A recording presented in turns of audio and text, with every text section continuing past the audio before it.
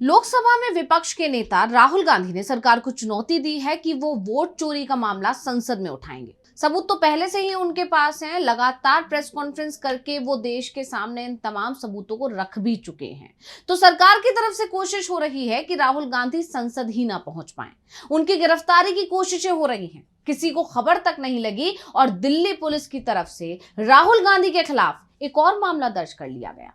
कोशिश हो रही है कि राहुल को किसी ना किसी मामले में गिरफ्तार कर लिया जाए और उन्हें संसद जाने से रोक दिया जाए और फिर मोदी सरकार आसानी से जो चाहे वो बिल पास करा ले जाएगी। लेकिन जैसा सरकार सोचती है वैसा होता नहीं है। राहुल को घेरने की अब तक जितनी भी कोशिशें की गई हैं सरकार की तरफ से, उसमें से कोई भी कामयाब नहीं हुई है और इस बार एफआईआर दर्ज हुई है एक बार फिर पुराने मामले नेशनल हेराल्ड को लेकर, जिसे लेकर कहा जा रहा है कि पुलिस, ईडी, सीबीआई, आईटी किसी के पास कोई सबूत नहीं है। तो आज हम अपनी स्पेशल रिपोर्ट में बात करेंगे राहुल गांधी से डरी मोदी सरकार की और कैसे राहुल के खिलाफ हो रही है साजिश, इसे भी समझने की करेंगे कोशिश। नमस्कार, मैं हूं अंशिता।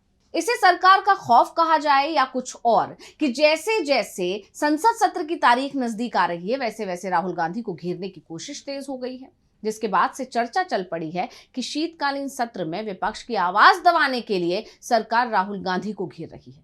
दरअसल ये चर्चा इसलिए चल पड़ी क्योंकि सत्र से पहले अचानक बीजेपी की तरफ से राहुल गांधी पर हमले बढ़ गए हैं और तो और अब खबर ये आ रही है कि राहुल गांधी की गिरफ्तारी की तैयारी की जा रही है और ये खबर बेहद हैरान करने वाली है। लेकिन जिस तरह से अचानक एक पुराने मामले में नई एफआईआर दर्ज की गई, उसके बाद ऐसी चर्चा होना तो लाजमी है। दरअसल ये मामला है नेशनल हेराल्ड से जुड़ा, जिस केस में सोनिया गांधी और राहुल गांधी के खिलाफ एक नई एफआईआर दर्ज कर ली गई है। इसमें सोनिया गांधी और राहुल गांधी के समेत 6 अन्य लोगों पर भी गंभीर आरोप लगे हैं और इसके अलावा एफआईआर में 3 दूसरी कंपनियों के नाम भी दर्ज किए गए हैं। नेशनल हेराल्ड केस की जांच खत्म करने के बाद ईडी ने इसकी रिपोर्ट दिल्ली पुलिस को सौंपी थी और दिल्ली पुलिस ने 3 अक्टूबर को ये नई एफआईआर दर्ज कर ली है। अब एफआईआर में आरोप है कि कांग्रेस के स्वामित्व वाली संस्था एसोसिएटेड जनरल्स लिमिटेड का धोखाधड़ी से अधिग्रहण किया गया था। ये कुल संपत्ति 2000 करोड़ रुपए की थी। यंग इंडियन के माध्यम से यह अधिग्रहण संपन्न हुआ था और गांधी परिवार की इसमें 76% हिस्सेदारी थी। नेशनल हेराल्ड केस में दिल्ली की राउज एवेन्यू कोर्ट में सुनवाई पूरी हो गई। कोर्ट को यह तय करना है कि मनी लॉन्ड्रिंग केस में ईडी की चार्जशीट पर संज्ञान ले या ना ले और अब 29 नवंबर को फैसला तीसरी बार इस मामले में टल चुका है। अब इस पूरे मामले के टाइमलाइन को अगर बताएं तो कोर्ट ने 14 जुलाई को बहस पूरी होने के बाद फैसला 29 जुलाई तक के लिए सुरक्षित रख लिया था।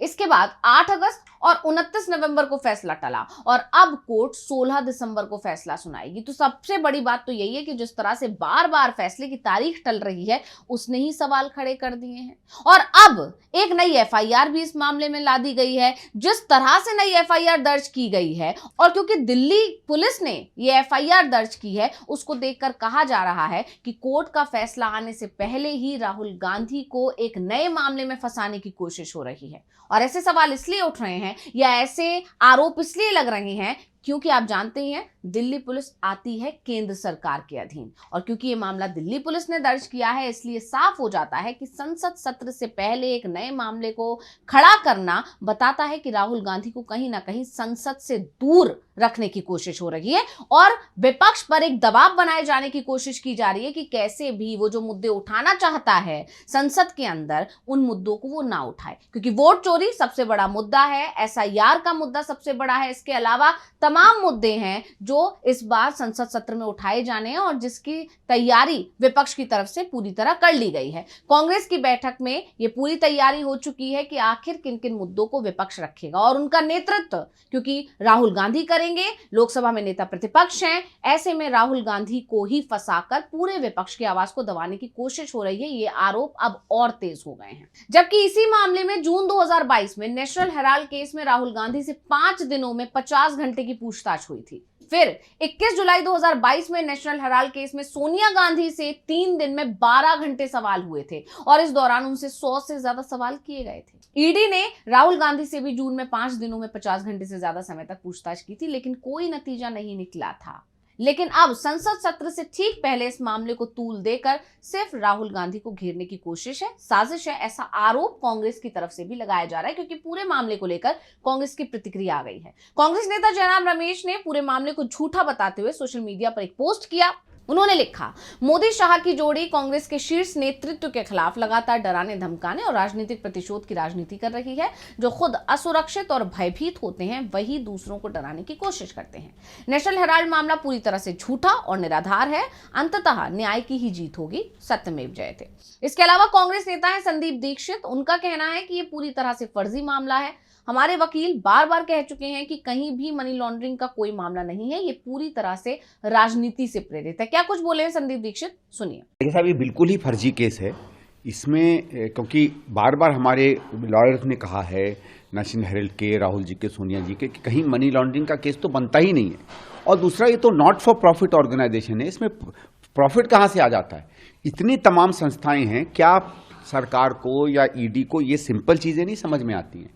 तो ये पॉलिटिकली मोटिवेटेड केस है और मुझे नहीं लगता इसमें कोई भी आधार है किसी तरह के केस का। इसके अलावा पिछले दिनों ट्विटर में लोकेशन का मामला जो उठाकर राहुल गांधी को घेरने की कोशिश की गई थी, उन पर एक बार फिर विदेश में जाकर देश का अपमान और उसकी बदनामी करने के जो आरोप लगाए गए थे, उसमें बीजेपी बुरी तरह घिर गई और इसीलिए वो मामला अब खत्म हो चुका है। आपको याद होगा पिछले दिनों संबित पात्रा ने बाकायदा एक मामला उठाया जिसमें राहुल गांधी को फिर से देशद्रोही दिखाने की कोशिश की गई, लेकिन कांग्रेस की तरफ से, सुप्रिया श्रीनेत की तरफ से जिस तरह उस मामले पर तुरंत पलटवार किया गया, उल्टा बीजेपी को लेकर जो सामने सबूत रख दिए गए, उसके बाद से बीजेपी की तरफ से इस मामले पर पूरी तरह चुप्पी साध दी गई। लेकिन इससे यह साफ हो गया कि बीजेपी सिर्फ राहुल गांधी को घेर कर मुख्य मुद्दों से ध्यान भटकाने की कोशिश कर रही है। इसके अलावा पुणे की एमपी एमएलए विशेष अदालत में जो सावरकर पर टिप्पणी का मामला चल रहा है, उसमें भी एक नया ट्विस्ट सामने आया।